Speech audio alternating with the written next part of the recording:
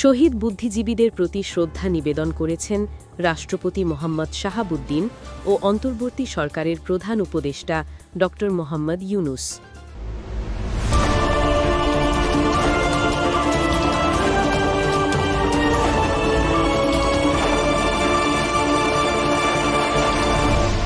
Channel CB.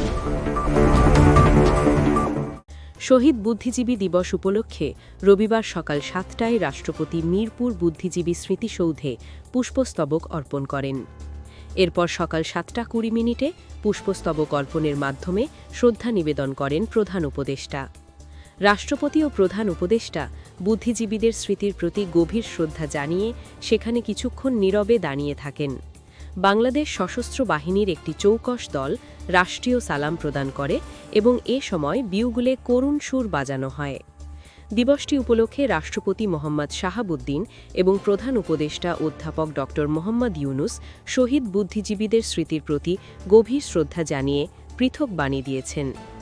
Pakistani হানাদার বাহিনীর আত্মসমর্পণের মাত্র দুদিন আগে ১৯৭১ সালের ১৪ ডিসেম্বর রাতের অন্ধকারে ঘাতক চক্র কেবল ঢাকা শহরেই প্রায় ১৫০ বুদ্ধিজীবী ও বিভিন্ন পেশার কৃতী মানুষকে চোখ বেঁধে নিয়ে যায় অজ্ঞাত স্থানে। সান্ধ্য আইনের মধ্যে সেই রাতে তালিকা ধরে ধরে শিক্ষক, সাংবাদিক, চিকিৎসক, প্রকৌশলী, আইনজীবী, শিল্পী, সাহিত্যিক, সংস্কৃতিসেবী ও পদস্থ সরকারি বেসরকারি কর্মকর্তাদের ঘর থেকে টেনে হিচড়ে বের করে নিয়ে যাওয়া হয়। পরে হত্যা করে ফেলে রাখা হয় নিস্তব্ধ ভুতুড়ে অন্ধকারে। পরদিন সকালে ঢাকার মিরপুরের ডোবানালা ও রায়েরবাজার ইটখোলাতে বিক্ষিপ্তভাবে পড়ে থাকতে দেখা যায় অনেক নিথর দেহ। কারো শরীর বুলেটবিদ্ধ, কারো অমানুষিক নির্যাতনে ক্ষতবিক্ষত। হাত পেছনে বেঁধে বেয়োনেট দিয়ে খুঁচিয়ে খুঁচিয়ে হত্যা করা হয় অনেককে। প্রতি বছর ১৪ ডিসেম্বর শোকের আবহে শহীদ বুদ্ধিজীবী দিবস পালিত হয়ে থাকে। দেশের সর্বত্র জাতীয় পতাকা অর্ধনমিত রাখা হয়।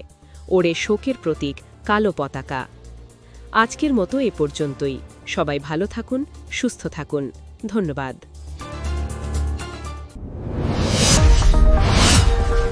Subscribe now for daily news and updates.